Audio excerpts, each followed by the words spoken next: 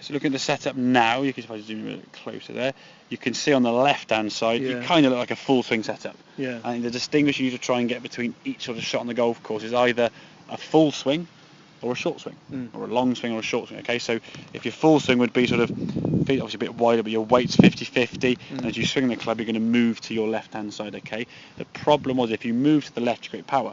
The last thing you want on a 20-yard, 30-yard chip shot is power. Yeah. Okay, even with a lob wedge or a 7 or any club, to be fair, you don't want any power on these shots. You want to keep the club always accelerating through, but without the fear of it going too far. So when you're sort of 50-50 with your setup, as you sort of swung through now with this golf club, arms are going back a little bit further than you thought, to be fair, which isn't a problem. That wasn't too far back, but you're trying to sort of get under the ball, that ball coming off quite low. And that was your lob wedge. That golf ball now coming off at this trajectory, almost a bit sort of half ball. That lands on the green. That's going to run probably a good sort of 30 yards on top of what you're going to land on contact. Okay, everything now on this side we can see is a lot more left-sided. Okay, more weights on the left side. The grip's good, so grip-wise there's fine. Gripping in the fingers as we showed you there, 2 knuckles on that wrist, as you can see now, is sort of on top of the grip there nicely. That's fine. Yeah. As we swing through now, by keeping that weight forward, okay, the different trajectory this golf ball is going to come off at. That ball now at the same point on the screen, okay, is level with your knees. Well, there it's level with your shins, knees, ankles. Okay, there's a lot lower. This now is using the full loft of the 60-degree club you've got. Okay, that's going to go up in the air roughly. We said 75% in the air, 25% roll. Pitching wedge 50-50, and your 9-iron and your 7-iron and your 8-iron 75% in the air.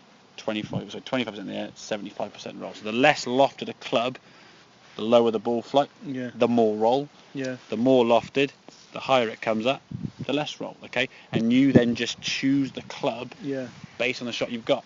So if you think you can land, you always want to try to, if you can. Or the lie, basically. Yeah, exactly. Because if it's a real shocking lie, you're going to have to sometimes. Get it out, well, if it's a really dodgy lie or a bare lie like that, if you're there and it's all flat and just horrible, I would say you're going to potentially miss hit it, i.e. half ball it.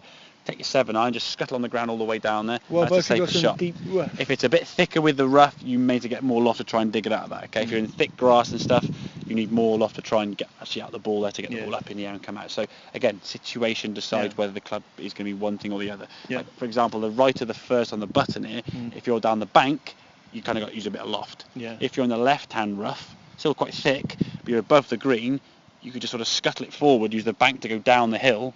It's a far safer shot. The ball on the ground running is far easier to judge rather than up in the air. But there are situations when you've got to get the ball up in the air. So you have to be able to play these shots.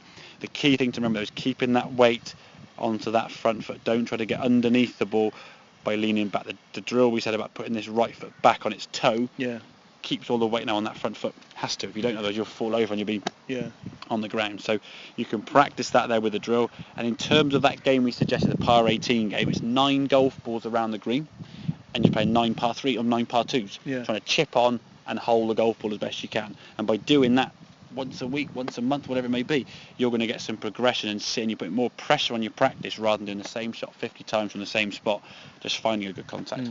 Okay, so change those sort of practice regimes, a bit more focus on the practice, or chipping from certain spots, 3 easy, 3 medium, 3 hard, whatever it may be.